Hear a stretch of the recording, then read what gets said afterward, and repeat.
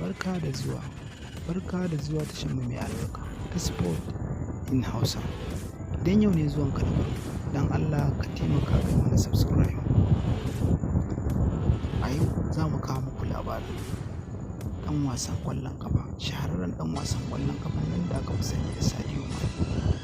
Shin wane ne Sadio Mane?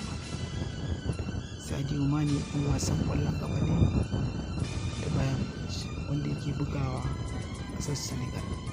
Sadio Mane shi ne gwarzon ɗan shekarar ƙwallon ƙafa ta Afirka na wannan shekara. Ya canza shekarsa ne daga Liverpool zuwa FC Bayern Munich. Kar ku manta don na mana subscribe. A yau za mu ƙara kawo muku labari akan wanda ake tunanin Sadio Mane zai aura. Sadio Mane dai har yanzu ba shi da aure, duk da cewa ya zama shahararren ɗan ƙwallon ƙafa da ake alfahari da shi a yankin wannan. Shin wace ce ake tunanin Sadio Mane da zai aura? Melissa wata shahararriyar 'yar jarida ce wadda aka fi sani da asalin ta 'yar Indiya ce wadda aka haife ta a South Africa, wadda ta zauna a South Africa tana aikin jaridar ta a Sky Sport.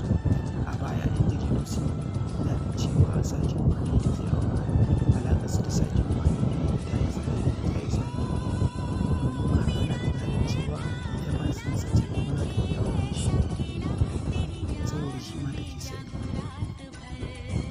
Melissa an yi raɗe-raɗin cewa za ta auri Sadio Mane shekaru